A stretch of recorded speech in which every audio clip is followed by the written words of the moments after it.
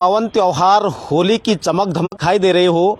अमीर गुलाल के साथ साथ तमाम जो बैठकी होली है और जो होली से पूर्व लोग गांव-गांव में ढोल और ढोलकी की थाप पर होली के गीतों को गाते हैं। वो चाहे गढ़वाल में हो, कुमाऊं में हो, चारों तरफ आपको दिखाई दे रहे हो।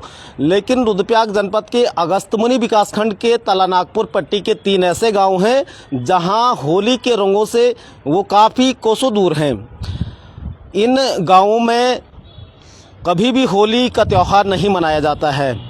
300 साल पहले जब इन गांवों का बसाव हुआ था तो तब से लेकर अब तक 1-2 बार जब इन गांवों में होली मनाई गई तो बहुत सारी चीज़ें अपशगुन हुई, काफ़ी वहां पर बीमारियां फैली। पूरी क्यों होली ये गांव नहीं मनाते हैं? हमारे साथ पुरोहित जी हैं, चंद्रशेखर पुरोहित जी। सर पहले तो आपका बहुत स्वागत भी है। और आपके गांव में जो होली का त्यौहार ये नहीं मनाया जाता है, थोड़ा सा इसके बारे में विस्तृत जानकारी हमारे को। राणा जी, रुद्रप्रयाग जिला मुख्यालय से लगभग 18-20 किलोमीटर दूरी पर 3 गांव हैं तलानागपुर क्षेत्र में, कुरझण, कुइली और जोंदला। इन तीनों गांवों में होली मनाना वर्जित है, ऐसा सुना है। हालांकि इन गांवों की स्थापना लगभग 300 साल पहले हो गई थी, लेकिन होली के त्योहारों से ये बहुत दूर रहते हैं।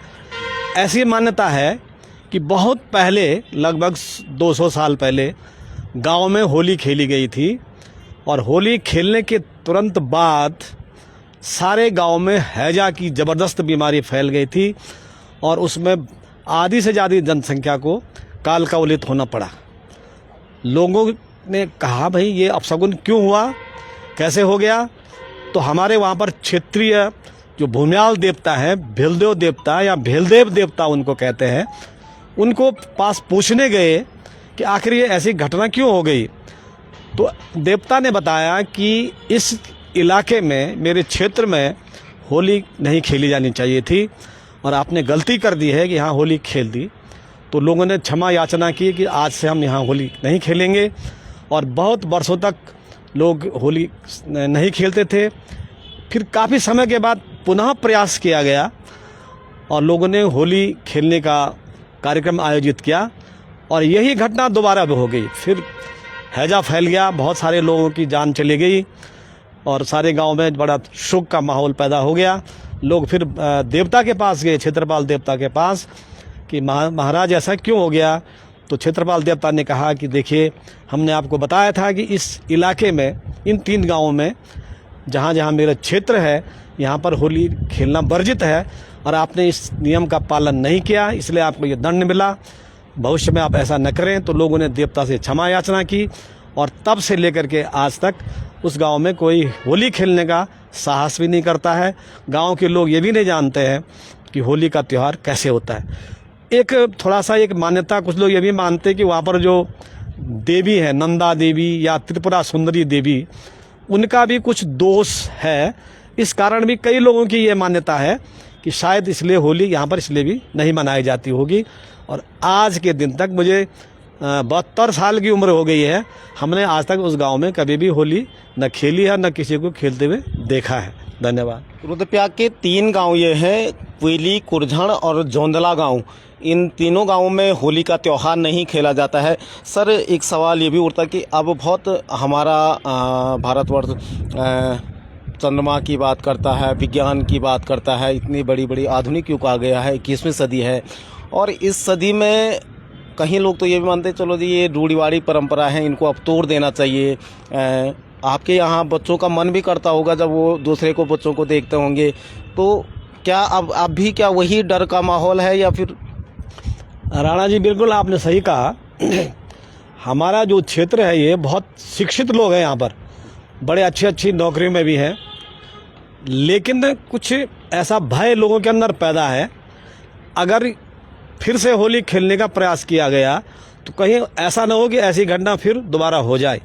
ये जानते हुए भी कि ये तो हो सकता है कि रूढ़िवादी हो या कुछ ऐसी परंपरा हो, अंधविश्वास भी हो सकता है, लेकिन क्षेत्रपाल देवता के भय के कारण लोग ऐसा दुस्साहस आज भी नहीं करते हैं। इसलिए वहाँ पर ये कोई भी इस होली मनाने के लिए तैयार नहीं होता है। अभी इस बात का भी स्पष्ट पता नहीं चल पाया है कि भेलदेव ने ऐसा क्यों किया है, क्या उनको क्यों ये नहीं करना चाहिए, कभी इसके निवारण को लेकर कोई कोशिशें नहीं की गई है? ये बिल्कुल पता नहीं है कि भेलदेव देवता ने क्यों इसको मना किया और लोगों ने उसको जानने का प्रयास भी नहीं किया और देवता के सामने कभी गए भी नहीं कि साहब इसका निवारण हो, कि हमको होली खेलने का फिर से मौका मिले, ऐसा लोगों ने प्रयास भी नहीं किया है। क्योंकि जो लोग गांव से बाहर रहते हैं तो क्या केवल गांव की सीमा जो सरहद है उसी में नहीं मनाते हैं या बाहर मनाते हैं?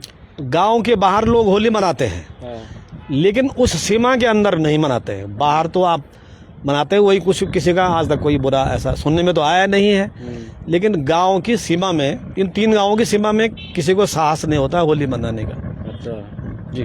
तो जो त्रिपुरा सुंदरी का वहाँ पे जिक्र आता है तो उसकी मान्यता क्या है, और जो भेलदेव है उसकी मान्यता क्या है, थोड़ा सा इसके बारे में?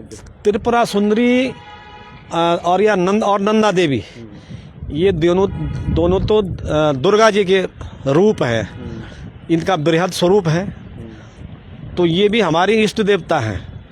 लेकिन जो भेलदेव देवता है वो क्षेत्रपाल, जिसको कि भूम्याल देवता बोलते हैं, और जहाँ तक मेरी जानकारी है कि किसी भी क्षेत्र में भूम्याल का या क्षेत्रपाल का ज़्यादा महत्व होता है, उसकी आज्ञाओं का पालन करना पड़ता है।